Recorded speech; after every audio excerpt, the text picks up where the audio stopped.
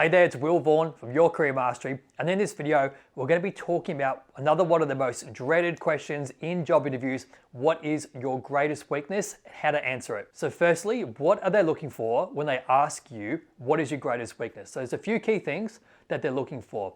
The first one, and the most important, is all about your level of self-awareness. So if you're going to bring someone into the business, you want to make sure that they've got a good level of self-awareness in terms of understanding where they currently sit in terms of their skills, and also understanding where they need to develop.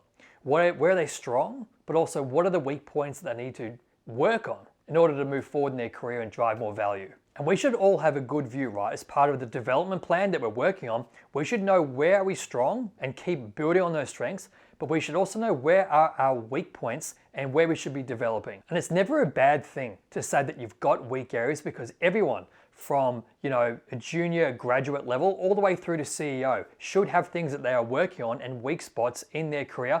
No one is perfect. Everyone is working on things to improve their skills and improve their level of experience, which is one of the key reasons why you should never fear this question, because everybody should have weak areas that they are working on as part of their development plan. So you should really expect this question. It's a very normal thing to understand, obviously, in the corporate world, that no one's perfect and everyone is working on their skills, because even the most high performance employees are always going to be working on certain key areas. And actually, it's a red flag if someone doesn't have weaknesses that they're working on, because it shows a lack of self-awareness and also a lack of humility to acknowledge that they do have weak spots that they need to be working on. So that's why this question comes up in job interviews and is such an important one and such an easy one for you to differentiate yourself as one of the most attractive candidates for the role. So like I said, they're looking to understand your level of self-awareness.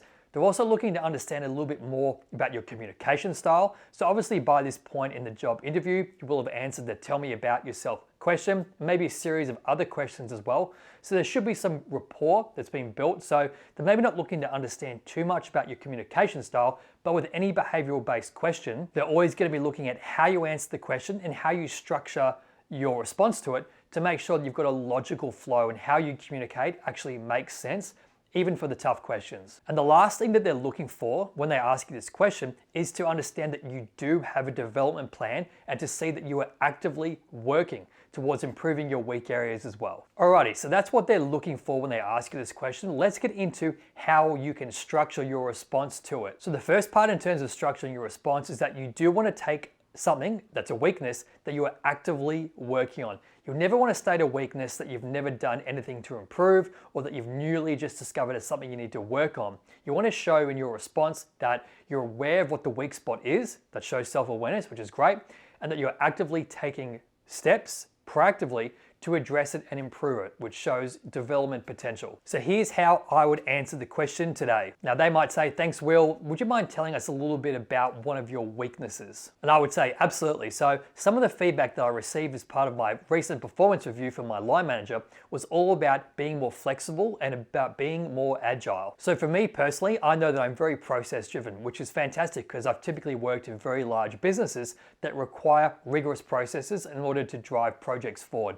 However, working in the field of digital, I understand that it's very, very important to be agile and to just start small and to test things. So for one of my key recent projects, I've tried to embrace more agility and taken that feedback on board to ensure that as we're trying to move our project forward, we stay more agile and we stay more flexible and embrace the ability to test small and dip our toes into the water, rather than have everything perfect and everything figured out before we start moving the project forward. And actually, after implementing this feedback, we actually saw some really fantastic results in that particular project that we're working on. All right, so that's my response. And here's a few key takeaways about how I structured my response to that question. The first one is that I acknowledged that I received feedback and that I embraced it and I actually actioned off the back of it. So no one wants to work with someone who can't take feedback. So it's really important to demonstrate that you are willing to receive feedback and actually will take it on board and action off the back of it. So the first part was that I mentioned that I'm willing to receive feedback. The second part was that I actually actioned. I implemented the feedback that I was given. And part three was that I could mention a specific project where I actually had a really good benefit or a win from implementing the feedback that shows that I'm going to keep embedding that capability going forward. And lastly, you would notice in my response that I didn't waffle on too much. I didn't beat myself up about this weakness and how bad I am and how terrible it is, but you'll also notice I talked about this weakness in a way that was positive, in a way that was constructive and that didn't criticize myself and put myself down, because no one wants to hear about that. And I also really try to keep my response short, sharp, to the point, and really keep it structured and logical. And anytime you're answering a behavioral-based question, you want to make sure that you keep your response logical, to the point, and don't waffle on, don't go on too many tangents. You want to stay on path because they've got lots of great questions they're going to ask you. You want to make sure you give the interviewer or the hiring manager, enough airtime to ask all the great questions that they need to ask you, so that you have as much opportunity as you need to showcase why you're the most attractive candidate for the role as well. So I'm Will Vaughan from Your Career Mastery. Hope you found this video helpful. If you got value from it, don't forget to hit that subscribe button. More videos coming out each and every week to make you a more successful professional. And I'll see you in the next video. Cheers.